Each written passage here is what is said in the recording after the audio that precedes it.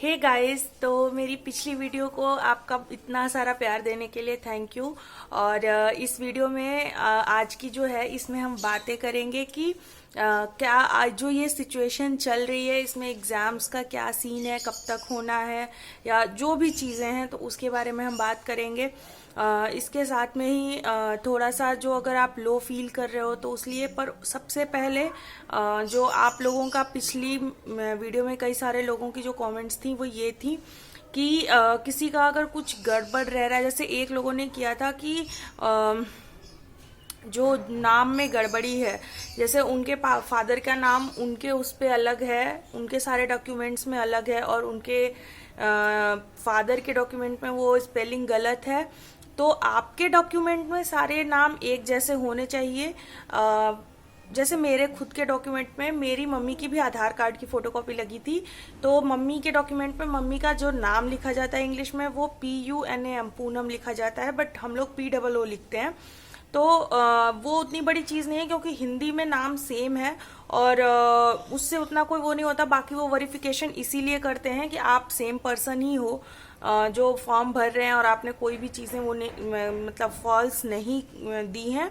इसके लिए ही वो आपसे इतनी सारी सिक्योरिटी मनी और ये सारी चीज़ें लेते हैं। तो इन चीज़ों को आप दिमाग से हटा दो, इनसे आपका अभी कोई भी मतलब नहीं है। आपकी मेन चीज़ है कि आपकी प्रिपरेशन कैसी हो रही है।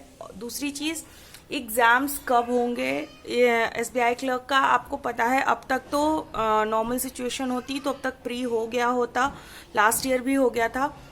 बट इस साल थोड़ा कोविड की सिचुएशन है तो एग्ज़ाम्स टल रहे हैं। क्योंकि पहले से भी जो इन्होंने ज्वाइनिंग तो जल्दी जल्दी करा ली है, लेकिन कोविड की इतनी पीक हो चुकी है कि कोविड इतने पीक पे है कि अभी और कोई एग्ज़ाम्स कराना पॉसिबल नहीं है। क्योंकि आपको पता है जब भी एग्ज़ाम होता है इतनी ज़्यादा स्ट्रेंथ आती है बच्चों की, उतना पेपर सेट करना तो एक चीज़ है, लेकिन उसको कराना इस सिचुएशन में काफ़ी चीज़ें मतलब कोविड के केसेस और बढ़ जाएंगे। तो जहाँ तक मैं पेपर आप लोग भी देख रहे होगे, मैं देख रही हूँ कि अभी तो कह रहे हैं कि मिड मई तक कोविड पीक पे जाएगा। हाँ, ये भी कहा जा रहा है कि उसके बाद में कोविड जो है बहुत तेज़ी से जो केसेस हैं वो कम भी हो जाएंगे।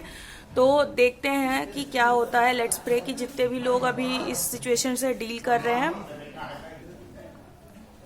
जितने भी लोगों को अभी इस समय ये सिचुएशन से वो डील कर रहे हैं, उन सबको भगवान जल्दी से जल्दी अच्छा कर दे, सारी चीज़ें अच्छी हो जाएं। तो क्या है कि अगर आपका एग्ज़ाम डिले भी हो रहा है तो बहुत ज़्यादा तो डिले नहीं होना चाहिए।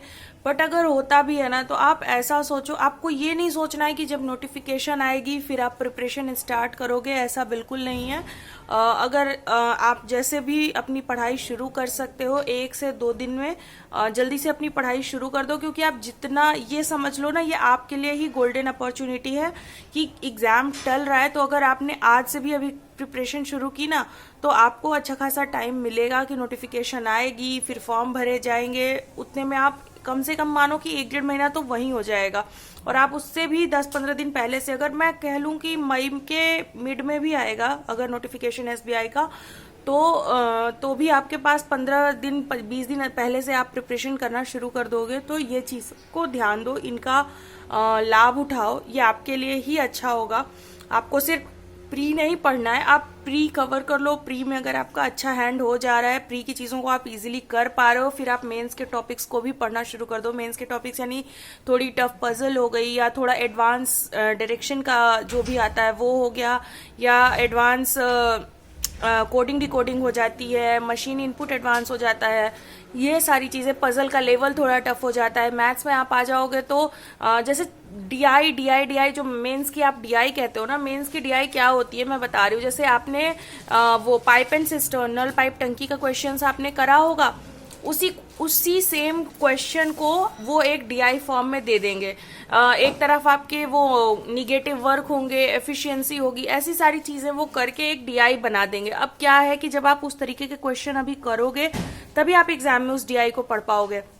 हाँ, इसके अलावा जो एक रडार वाली DI होती है, आप टाइप्स सीखो, रडार वाली DI कैसे सॉल्व की जाती है, पाई चार्ट अगर 2 वाले हैं, डिग्री वाले हैं, उनको सॉल्व करने का क्या प्रोसेस है, ये सारी चीज़ें होती हैं। तो आप इन चीज़ों को सीखो। इसके अलावा अगर आप में से जो लोग आरआरबी के लिए जा रहे हो, वो कंप्यूटर की क्लासेस जो रिकॉर्डेड क्लासेस हैं उनको पढ़ना शुरू कर दो। इसके अलावा आप हिंदी को अभी से पढ़ना शुरू कर दो, इंग्लिश अभी से पढ़नी शुरू कर दो। तो ये सारी चीज़ें हैं।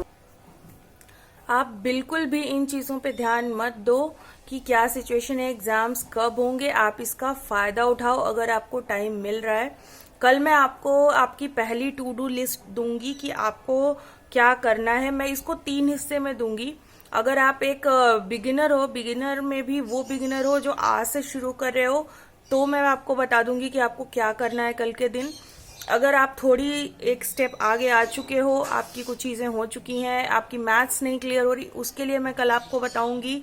और तीसरी चीज़, अगर आप एक रेगुलर हो बैंकिंग एस्पिरेंट, लेकिन अभी तक आपका प्री निकल रहा है, मेंस नहीं निकल रहा, तो फिर मैं आपके लिए एक मतलब वो बनाऊंगी, 3 हिस्सों में बनाऊंगी। तो आप प्लीज़ उस वीडियो को वेट करिएगा, कल सुबह आपको वो मिल जाएगी, ताकि आप उस पर मैं एक दिन की नहीं बनाऊंगी, मैं एक वीक की आपको दूंगी। इससे फायदा ये होगा आपको कि सबके सीखने का टाइम अलग अलग होता है। जैसे कोई चैप्टर कोई जल्दी सीख जाता है, तो मैं आपको, कोई देर से सीखता है, तो एक प्रॉपर टाइम मिलेगा आपको उन चीज़ों के लिए। तो वैसा मैं करूंगी। आपकी जो भी सजेशंस हो प्लीज़ मुझे नीचे कमेंट में ज़रूर बताइएगा कि आपको किस चीज़ में ज़्यादा प्रॉब्लम आती है, किस टॉपिक में या किस सब्जेक्ट में। दूसरी चीज़ जो है वो ये कि आपके जो स्टैटिक की पीडीएफ वाला मैंने कहा था, वो मैं इधर उधर भाग रही थी तो कर नहीं पाई, बट मैं कोशिश करती हूँ कल शायद मैं आपको पहली क्लास आपकी स्टैटिक की दे दूँ। तो उसके साथ में देखती हूँ अगर मैं कुछ बैंकिंग अवेयरनेस का भी आपको प्रोवाइड करा पाई या फाइनेंशियल की चीज़ें, तो ज़्यादा वो होगा, अच्छा होगा। तो मैं आपको जैसा भी होगा वीडियो के स्टार्टिंग में कल बता दूंगी, जैसी वो वीडियो होगी आप देखिएगा और अपना जो भी विचार है ज़रूर बताइएगा। और बिल्कुल आपने डिप्रेस नहीं होना है कि क्या सिचुएशन चल रही है, क्या होगा क्या नहीं होगा। आप बिल्कुल आराम से रहो, एग्जाम्स होने ही हैं और होंगे ही। तो आपको बस अपनी तैयारी ऐसी रखनी है कि जिस भी दिन एग्जाम हो उस दिन आप एग्जाम को क्लियर कर डालो। मतलब उस दिन फिर आपके साइड से वो कमी ना रहे कि एग्जाम में आपकी वजह से नहीं हुआ। आप एग्जाम में इतने ऊपर नंबर लाओ कट ऑफ से कि आपको कट ऑफ के बारे में, और अगर आप पीओ के लिए भी जा रहे हो तो आपको इंटरव्यू के बारे में ज्यादा ना सोचना पड़े।